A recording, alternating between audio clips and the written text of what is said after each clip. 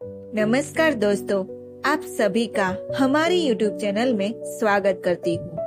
उम्मीद है कि आपको ये कहानी पसंद आएगी। उस दिन अपने खाड़े के लड़कों की बात सुनकर एकदम से बिगड़ उठा था। प्रभु दयालय सर के साथ कोई भी बदतमीजी से पेश आए, ये उसे बिल्कुल भी बर्दाश्त नहीं था। उसके अखाड़े के लड़कों ने ही आकर उसे खबर दी थी कि बस कंडक्टर ने प्रभु दयाल सर को गालियां दी है और उन्हें बस से नीचे उतार देने की भी धमकी दी थी। शंकर बोला, सचमुच दीपू, क्या तुम भी उसी बस में सवार थे?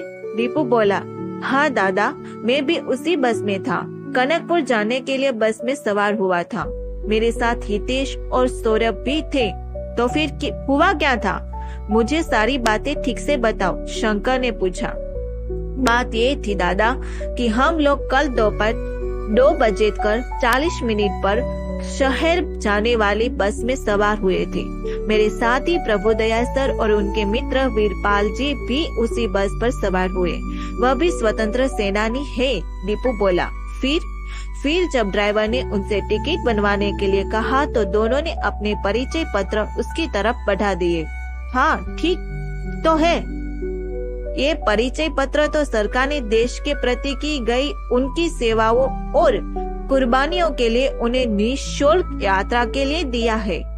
इसमें उन्होंने क्या गलत किया? शंकर बोला। हाँ दादा, इसमें उनका कोई कसूर नहीं था, पर ड्राइवर उन्हें गालियां देने लगा। अच्छा, क्या कहा उसने? वह बोला कि स्वतंत्र सेनानी हो तो मैं क्या करूं? टिकट तो तुमको लेना ही पड़ेगा, वरना बस से नीचे उतर जाओ। गाड़ी क्या तुम्हारे बाप की है? फिर तुम लोगों ने ऐतराज नहीं किया? हमने ऐतराज किया था दादा, पर वह हम लोगों से भी बहस करने लगा। कहने लगा कि ये बुढ़े क्या तुम्हारे रिश्तेदार लगते हैं जो तुम लोग इनकी इतनी तरफदारी कर रहे हो? चुपचाप बैठे रहो, वरना तुम लोगों को भी बीच रास्ते में ही उतार दूंगा। तब प्रभु दयाल सर ने क्या किया? तब उन दोनों ने विवश होकर अपने टिकट बनवा लिए।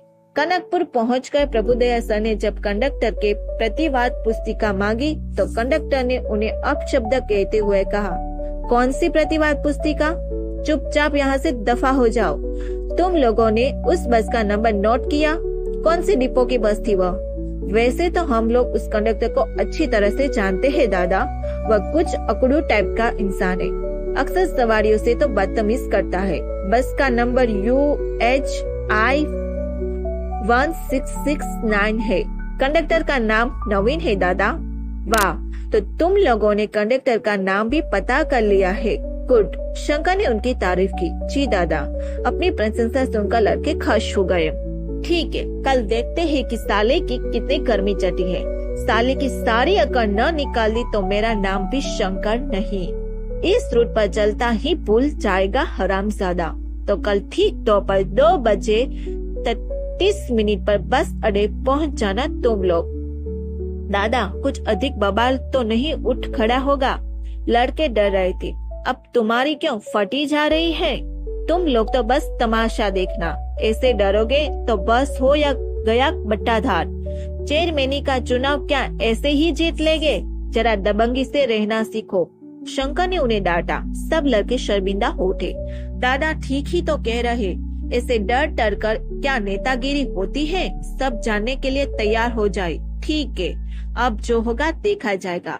लड़कों को तैयार देखकर शंकर ने वाकई हंगामा खड़ा कर दिया था। ठीक 2:30 पर सब लोग बस स्टेशन पहुंच गए थे। वे सब लोग बस के पास ही खड़े खड़े उसके चलने का इंतजार करने लगे। जैसे ही बस चली, सब की सब लपक कर बस पर सवार हो गए। बस जब बाईपास पहुंच गई तब शंकर ने बस कंडक्टर से बड़े प्यार से कहा, नवीन भाई जरा बस तो रोकना। क्यों? नवीन ने तैयारी चढ़ाकर पूछा। वह शंकर को जानता नहीं था। भाई, बाथरूम लगा है, जरा यही खेत के किनारे हल्का हो लेते हैं। अभी तो बस चली ही है और तुम्हें पेशाब भी लगाई। स्टेशन पर क्या करते रहे? क्यों, क्या पेशाब भी तुमसे पूछकर लगेगी? नवीन भाई, अब कनकपुर से पहले तो बस रुकेगी नहीं, तो क्या करें? तुम्हारे ऊपर ही मुँह ले कंडक्टर साहब। तुम्हारा दिमाग तो ठीक है, बस क्या तुम्हारे बाप की है? जो मिनट मिनट पर रुकता फिरो। कंडक्टर ने भड़क कर कहा। शंकर को शायद इसी बात का इंतजार था। वह कंडक्टर एक जोर से जापर रसीद करके हुए चिल्लाता, हरामखोर, बाप तक जाता है तेरी ये मजाल। तब तक उसके साथ के लड़के भी चिल्लाने लगे, बस रोको ड्राइवर साहब, बस रोको, ये क्या गोलमाल हो रहा है, ये साला कंडक्टर पैसा लेकर टिकट ही नहीं दे रहा है। ड्राइवर ने बवाल होता देखकर घबराकर बस रोक दी। बस रुकते ही शंकर ने नवीन को बस से नीचे खींच लिया और लात गुस्सों से उसकी पिटाई शुरू कर दी। सारे लड़के भी नीचे उतर आए थे। सब तमाशा देख रहे थे। कोई बचाने वाला नहीं था। रोशनपुर से बस में बैठे सभी लोग उसे जानते थे। उनके बीच में पड़ना किसी ने भी मुनासिब नहीं समझा। कंडक्टर यूं ही पिटता रहा, उसकी अच्छी तरह से पिटाई लगाकर और उसे ये नसीहत देकर कि बुजुर्गों के साथ किसी तरह से पेश आना चाहिए। शंकर ने उसे छोड़ा। फिर वह अपने चेलों के साथ बड़ी शान से सिर उठाए वहाँ से चला गया। आज इतने दिनों बाद प्रकाश नारायण सर को देखकर मुझे एक एक करके रोशनपुर की सारी बातें याद आ रही थी। फिर नूतन का क्या हुआ होगा? विष्णु से शादी करके वह तो मजे में ही अपनी जिंदगी काट रही होगी। कई सारी बातें थी जिनके बारे में मैं सर से पूछना चाहता था, लेकिन संकोच के कारण मैं अंत तक उनसे कोई भी बात नहीं पूछ सका। तभी किसी स्टेशन पर गाड़ी रुक गई। देखा तो रोशनपुर था। प्रकाश नारायण सर को यही उतरना था। वे उठते हुए बोला, अच्छा अंकित, मैं तो यही उतरूंगा, कभी आओ ना रोशनपुर। तुम तो सब जब से गए हो एक बार भी नहीं आए। अब तो रोशनपुर बहुत बदल गया है। वह अब पहले सा कस्बा शहर नहीं रहा। वहाँ भी अच्छी खासी तरक्की हो गई है। मैंने कहा, हाँ सर, किसी दिन जरूर आऊंगा। मेरा मन भी रोशनपुर आने को बहुत करता है। बड़ी इच्छा है कि एक बार आकर पुराने दोस्तों से मुलाकात कर लूं।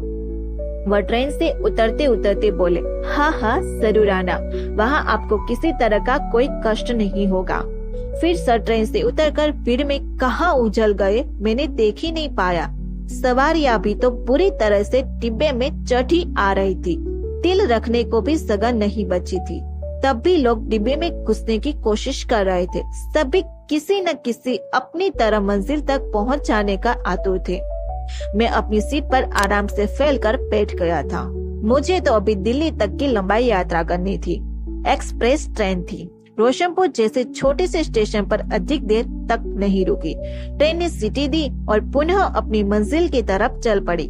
मैं फिर से पुरानी यादों में खो गया था। बीएससी में टॉप करने के बाद विष्णु घर आया था। अब उसमें कुछ बदलाव आ गया था। कुर्ते पैजामे की जगह अब उसके शरीर पर पैंट शर्ट थी। कायदे से बाल कटे हुए थे। पैरों में जूते भी थे। इन कपड़ों में वह बहुत सुंदर दिख रहा था। नूतन उसके उस बदले हुए रूप को देखकर मुग्ध हो गई थी। इतने ही दिनों में विष्णु के व्यक्तित्व में बहुत परिवर्तन आ गया था। महानगर में जाकर उसका व्यक्तित्व निखर गया था। नूतन नाराज होकर बोली, जाओ, मैं तुमसे बोलूंगी नहीं। विष्णु ने हंसकर कहा, क्यों मैडम, मुझसे क्या अपराध हुआ है? पूछते हो क्या अपराध? तुमने तो मुझे बहुत तड़पाया है विष्णु। इतने दिनों से कोई पत्र भी नहीं लिखा। मैं रोज पोस्टमैन का इंतजार करते करते पगला गई थी। विष्णु हंस पड़ा। ओह, तो पत्र न डालने के कारण इतनी नाराज हो तुम? क्यों, होना नहीं चाहिए? तभी तो देखो, पत्र न डालकर अब मैं खुद ही आया गया हूँ और तुम नाराज हो रही हो। ओह, तुम बहुत बुरे हो विष्णु। किसी माननीय नायक की तरह नूतन मचल उठी। सच, पत्र डालने का मुझे बिल्कुल भी समय नहीं मिल पाया। देखो ना, कितना काम करना पड़ता है। दिन रात अपनी पढ़ाई में ही जुटा रहता हूँ। कई घरों में जाकर मुझे ट्यूशनें भी तो पढ़ानी पड़ती है। ट्यूशनें क्यों? पिताजी पैसे भेजते तो है। ट्यूशनें पढ़ाए बिना भला इतने बड़े शहर में मेरा गुजारा कैसे हो सकता है? तुम ही बताओ नूतन। शहर में उन्हीं सब लोगों के जैसे बनकर रहना पड़ता है ना। उन्हीं जैसे कपड़े, जूते पहनकर बन ठन कर वहाँ इस छोटे से शहर की तरह पजामा पहनकर तो मैं नहीं घूम सकता। वहाँ तो हर आदमी को उसके पहनावा ही से आंका जाता है। सचमुच महानगर की जिंदगी बहुत ही बनावटी है नूतन। सर, आपने अपनी काढ़ी कमाई का पैसा मुझे बेचते हैं। सच कहूँ तो अब मुझे उनसे पैसे लेते हुए बड़ी शर्म आती है। मैं कितना बोझ हूँ न उन पर। नूतन को उसका ये स्वाभिमान होना बहुत अच्छा लगा। वह समझ गई कि शहर में रहकर विष्णु में आत्मविश्वास आ गया है, पर फिर भी उसने कहा, नहीं, तुमको ऐसा नहीं सोचना चाहिए। विष्णु, पिताजी तो तुम्हें बहुत मानते हैं। उनका तो बस यही सपना है कि एक दिन तुम पढ़ लिख कर अपने पैरों पर खड़े हो सके, बहुत बड़े अफसर बन सको। हाँ नूतन, यही सोचकर तो मैं इतनी मेहनत से पढ़ता लिखता हूँ। सर की गाड़ी कमाई का पैसा मेरी पढ़ाई लिखाई पर लगा है। उनके मुझ पर बहुत एहसान है। क्या उनके इन एहसानों में मैं कभी ऋण भी हो पाऊंगा? एहसान का बोझ भी तो कितना भारी होता है ना नूतन। तुम ऐसा क्यों सोचते हो विष्णु? पिताजी तो ये सब सोचकर तुम्हारी मदद नहीं करते। नूतन ने बड़े ही भावुक होकर कहा। विष्णु की सारी बात सुनकर उसका सारा गुस्सा जता रहा। उसे विष्णु पर एकाएक बहुत ही प्यार उमड़ने लगता था। वो विष्णु का सिर अपनी गोद में रखकर उसके बाल सहलाने लगी। बहुत सारी बात कर लेने के बाद अचानक विष्णु को कुछ याद आया। उसने पूछा, सुना है शंकर वापस लौट आया है, अब उसके क्या हाल है? क्या अब भी वैसा ही मवाली है? नूतन बोली, अरे वो तो कानपुर जाकर और भी बड़ा बदमाश हो गया है। सारे रोशनपुर में अपना आतंक फैलाए रहता है। अच्छा, इतना बड़ा बदमाश हो गया है? ठीक है, वह तो शुरू से ही टपोरी था, उजड़ू क्यों हुई कहेगा। हाँ, एकदम लफंगा है। घर पर आकर कभी कभी पिताजी को भी बहुत परेशान करता है। ऐसे लफंगों की तो पुलिस में शिकायत करनी चाहिए। मेरी तो उससे मुलाकात ही नहीं हुई। मुलाकात करके क्या करोगे? आजकल तो वह जेल में है। जेल में? जेल में क्यों? क्या उसने फिर प्रभुदया से मारपीट की? अरे नहीं भाई, अब तो वह उनका पक्का चेला है। चेला?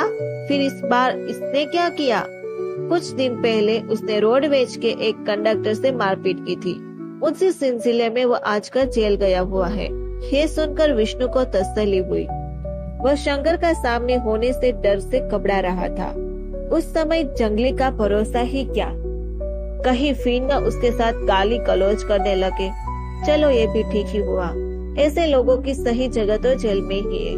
कुछ दिन मन रहेगा तो सारी अकल ठिकाने आ जाएगी, विष्णु ने कहा। विष्णु लगभग 10 दिन रोशनपुर में रहा। ये 10 दिन किस तरह बीत गए उन दोनों को पता ही नहीं चला। नूतन तो चाहती थी कि वह अभी कुछ दिन और रुके, पर अब उसका यहाँ रहना संभव नहीं था। उसे डर था कि इतने दिन यहाँ रहने से कहीं उसकी ट्यूशनें न छूट जाए। इसीलिए वह जल्दी से आने ही का वादा करके महानगर वापस लौट गया। नूतन ने उस दिन बिल्कुल सही कहा था। शंकर वाकई उस समय जेल में ही था। वाह, सरकारी कर्मचारी को सरेआम पीटना क्या हंसी खेल है। सरकारी आदमी तो वैसे ही गवर्नमेंट का दामाद होता है। नवीन ने उस दिन रोशनपुर के थानों में रिपोर्ट लिखवा दी थी कि शंकर ने उसके साथ मारपीट करके सरकारी कामकाज में बाधा डाली है और सरकारी पैसा छीन लिया है। सरकारी आदमी की रिपोर्ट पर पुलिस भी तुरंत सक्रिय हो गई और शंकर को गिरफ्तार करके हवालात में डाल दिया गया। परंतु शंकर भी अब कच्चा खिलाड़ी नहीं रहा था। उसने पहले से ही अपनी सारी गोटियां बिछा रखी थी। पहली पेशी में ही उसकी जमानत हो गई। उसने उल्टे नवीन के ऊपर ही केस कर दिया था। कई लोग उसकी तरह से गवाही देने कोर्ट पहुंच गए थे। अखाड़े के लड़कों ने भी एक एक करके अपने बयान दिया। माननीय जज महोदय जी, उस दिन हम लोग भी उसी बस में सवार थे जिसमें शंकर भैया थे। इस बस कंडक्टर नवीन ने हम लोगों के फर्रुखाबाद तक के पैसे तो ले लिए थे, परंतु बहुत कहने पर भी टिकट नहीं बनाया। जब हम लोगों ने इस पर टिकट बनाने के लिए जोर दिया तो यह अभद्रता पर उतर आया। शंकर भैया ने जब इसका विरोध किया तो ये उन्हें गंदी गंदी गालियां देने लगा और बस रोक कर उन्हें बस से धक्का देकर उतार दिया। शंकर भैया ने मारपीट करने और सरकारी पैसा छीनने की बात एकदम से गलत है।